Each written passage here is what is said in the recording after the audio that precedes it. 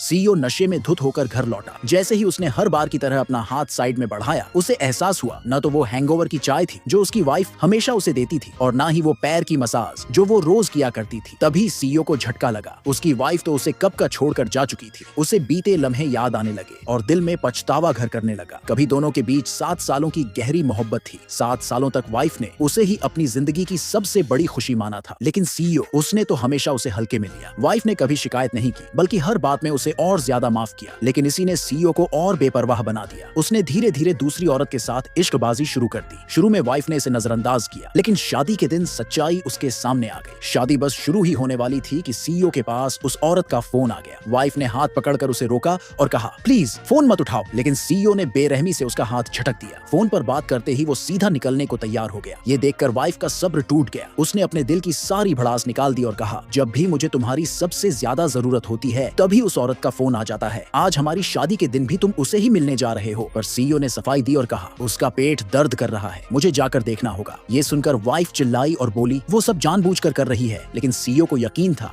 कि वो औरत कोई चाल नहीं चल रही थी। लेकिन सीईओ को लगा कि वाइफ बस ज्यादा सोच रही है। उसने उसकी कोई बात सुने बिना उसे इग्नोर किया और सीधा बाहर निकलने लगा। यहाँ तक कि उसने शादी कैंसिल करने की भी बात कह दी। ये सुनकर औरत फर्श पर घुटनों के बल बैठकर फूट फूट कर रोने लगी। उसे यकीन नहीं हो रहा था कि जिस आदमी से उसने 7 साल तक बेइंतहा मोहब्बत की, वो उसके लिए सिर्फ एक फोन कॉल से भी कम अहमियत रखती थी। उसका दिल टूटा ही था कि तभी उस चालाक औरत का मैसेज आया। आखिर में जीत मेरी हुई। ये देखकर वाइफ ने सीधा व्हाट्सएप पर सीईओ से ब्रेकअप कर लिया। लेकिन सीईओ को कोई फर्क ही नहीं पड़ा। उसे लगा कि ये भी पहले की तरह सिर्फ एक गुस्से में दी गई धमकी होगी, क्योंकि वो कई बार ऐसा कह चुकी थी, लेकिन कभी सच में उसे छोड़कर नहीं गई थी। पर इस बार मामला सच में अलग था। बीवी ने पक्का फैसला कर लिया था कि अब वो नहीं लौटेगी। उसने सीईओ की दी हुई रिंग उतारी और सीधा अपने घर चली गई। अगले दिन सीईओ घर लौटा और हमेशा की तरह वाइफ को हुक्म देने लगा। लेकिन काफी देर तक पुकारने के बाद भी जब वो नहीं आई तो उसने नौकरानी से पूछा। तब जाकर उसे पता चला कि वाइफ सच में जा चुकी थी। पर सीईओ को कोई टेंशन नहीं थी। उसे लगा कि ज्यादा दिन नहीं लगेंगे और वो फिर से लौट आएगी, इसलिए उसने ज्यादा ध्यान ही नहीं दिया। जब नौकरानी से रहा नहीं गया तो उसने सीईओ से पूछा, साहब आप मैडम को मनाने नहीं जाएंगे? सीईओ ने लापरवाही से जवाब दिया, जब उसका नाटक पूरा हो जाएगा